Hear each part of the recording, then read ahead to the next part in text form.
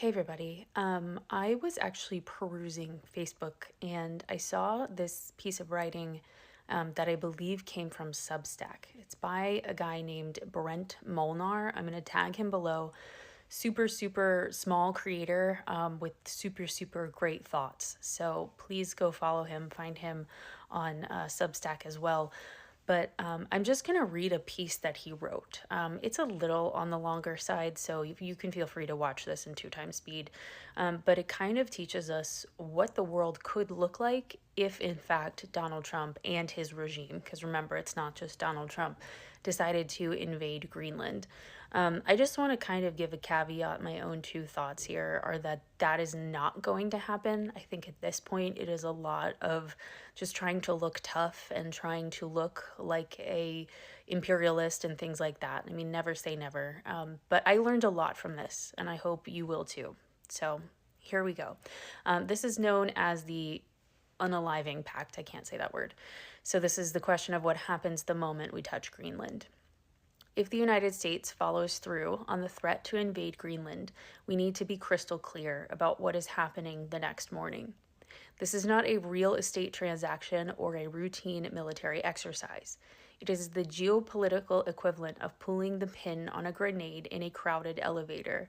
The moment American boots hit the ground in Nuuk, sorry, I'm not saying that right, to seize territory from a fellow NATO member, the world as we know it ends. The consequences will not be temporary sanctions or angry letters. They will be total, permanent, and devastating. The first domino to fall is the North Atlantic Treaty Organization itself. NATO is built on the sacred promise of Article 5 that an attack on one is an attack on all. If the United States attacks Denmark, we are not just breaking the treaty, we are triggering it against ourselves. NATO dissolves instantly. The alliance that kept the peace in Europe for 75 years evaporates, leaving the continent to rearm and realign against the new aggressor across the Atlantic Ocean. That would be us. We don't just lose an ally, we create a unified enemy. The military repercussions will be swift and humiliating. Europe will immediately demand the closure of every U.S. military base on the continent. Ramstein in Germany, Aviano in Italy, Lakenheath in the UK, all gone. Our ability to project power into the Middle East and Africa vanishes overnight. We will be evicted from the very soil we helped liberate and defended for decades, forced to retreat to our own shores as a fortress nation, isolated and friendless. Then comes the economic nuclear option. The European Union is the largest single market in the world, and they will weaponize it. Europe will likely move to call in US debt and dump their dollar reserves, sending the value of our currency into a death spiral. The US economy, which relies on the dollar being the global reserve currency, will collapse. Inflation will make the post-COVID spikes look like a rounding error. Your savings will be worthless before the ink dries on the invasion orders.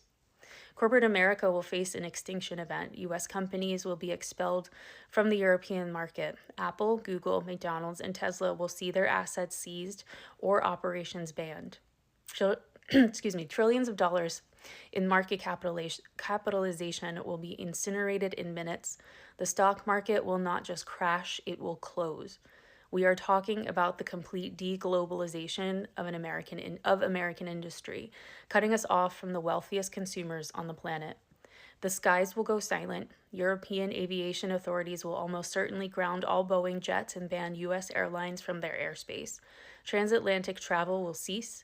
If you are in Paris or Berlin, you are stuck there. The logistical arteries that feed our supply chains will be severed. We will be cut off from European medicine, machinery, and technology. We will be an island nation in the worst possible sense. The cultural isolation will be just as stinging. The International Olympic Committee and FIFA will have no choice but to bar the U.S. from competition, just as they did with Russia. There will be no World Cup matches in New Jersey. There will be no Team USA in the Olympics. We will be treated as a pariah state, unwelcome on the global stage and forced to watch the world celebrate without us. For individual Americans, the consequences will be personal and painful. Visa-free travel to Europe will end immediately. Americans currently living or working in Europe will lose their legal protections and residency status. They will become persona non grata, potentially facing deportation or internment themselves. The blue passport that used to open every door will suddenly be a red flag at every border crossing. This is the end of trust, and it does not reset. You cannot invade a democratic ally and then say, oops, my bad, 4 years later. The psychological break will be permanent. Europe will realize that the United States is no longer a partner, but a predator. They will build their own defense architecture, their own financial systems, and their own alliances that specifically exclude us. The West will continue, but the United States will no longer be a part of it. Invading Greenland is not a show of strength, it is an act of national unaliving. I can't say that word, I'm sorry. We are trading our reputation, our economy, and our security for a frozen island and a handful of minerals we can't even process. The price of this real estate deal is everything we built over the last century. If we cross the line, there is no going back. We will be the lonely superpower ruling over nothing but our own decline. I learned so much from this piece, and Brent Molnar knocked it out of the park. It makes you stop and think. It wouldn't just become this like military dispute, right? It wouldn't even become just a war. And this really made me think, because it's hard to think outside of like the immediate action of what would happen, and look at what the fallout would be. So Brent, thank you for your words. And I hope this message reaches far and wide.